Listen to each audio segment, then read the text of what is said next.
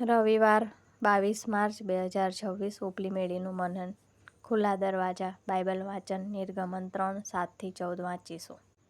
અને યહોવાએ કહ્યું કે મેં મિસ્રમાંના મારા લોકનું દુઃખ નિશ્ચય જોયું છે ને તેમના મુકાદમોને લીધે તેમનો વિલાપ સાંભળ્યો છે, કેમ કે તેઓનો ખેદ હું જાણું છું.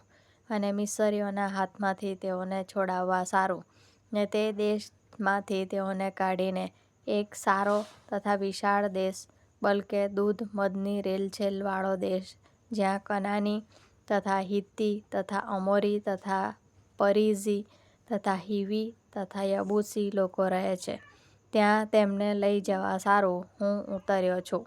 અને હવે જો ઇઝરાયેલ પુત્રોનો વિલાપ મારી પાસે આવ્યો છે, વળી જે જુલમ મિસ્રીઓ તેઓ ઉપર ગુજારે છે તે પણ મેં દીઠા છે.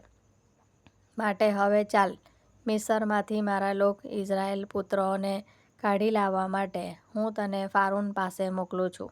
અને મૂસાએ દેવને કહ્યું કે હું કોણ કે ફારૂનની પાસે જઈને ઇઝરાયેલ પુત્રોને મિસ્રમાંથી કાઢી લાવું. ત્યારે તેણે કહ્યું કે હું નિશ્ચય તારી સાથે હોઈશ, અને મેં તને મોકલ્યો છે તેનું પ્રમાણ તારે માટે એ થશે કે જ્યારે તે લોકોને તું મિસ્રમાંથી કાઢી લાવે ત્યારે તમે આ પર્વત પર દેવનું ભજન કરશો. અને મૂસાએ દેવને કહ્યું કે જો હું ઇઝરાયેલ પુત્રોની પાસે જઈને તેઓને કહું કે તમારા પિતૃઓના દેવે મને તમારી પાસે મોકલ્યો છે, અને તેઓ મને પૂછે કે તેનું નામ શું છે, તો તેઓને હું શું કહું? અને દેવે મૂસાને કહ્યું કે હું જે છું તે છું. અને તેણે કહ્યું કે તું ઇઝરાયેલ પુત્રોને કહેજે કે હું છું એ મને તમારી પાસે મોકલ્યો છે. આમેન.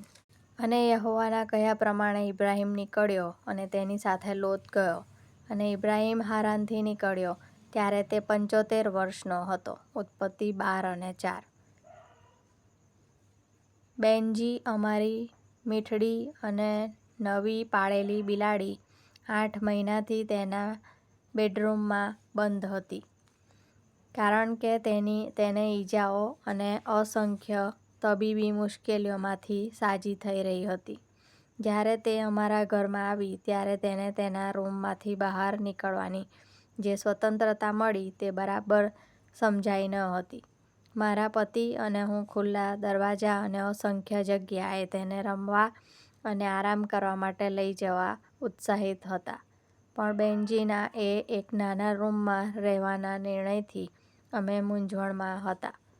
તેના રૂમમાં એકલા રહેવાના નિર્ણય અંગે હું વિચારતી હતી ત્યારે મેં મારી જાતને આરામદાયક અને પરિચિત જગ્યામાં રહેવાની મારી વૃત્તિ મારી જાણમાં આવી. હું ઘણીવાર અજાણી જગ્યામાં જવાનું ટાળીને એક સુરક્ષિત જગ્યામાં જ રહી છું. ઈશ્વર તેમના લોકોને હિંમતવાન બનવાનું કહે છે તેવી અસંખ્ય વાર્તાઓ બાઇબલમાં છે. જ્યારે અજાણ્યા સ્થળે જવા મુસાફરી કરવા ઈશ્વરે જણાવ્યું ત્યારે ઇબ્રાહીમ તેને જેમ ઈશ્વરે જણાવ્યું હતું તે પ્રમાણે નીકળ્યો. મૂસાએ પણ ઈશ્વરની આજ્ઞાનું પાલન કર્યું. ઈશ્વર ઇબ્રાહીમ અને મૂસાની સાથે રહ્યા અને તેમને સુરક્ષિત રાખ્યા.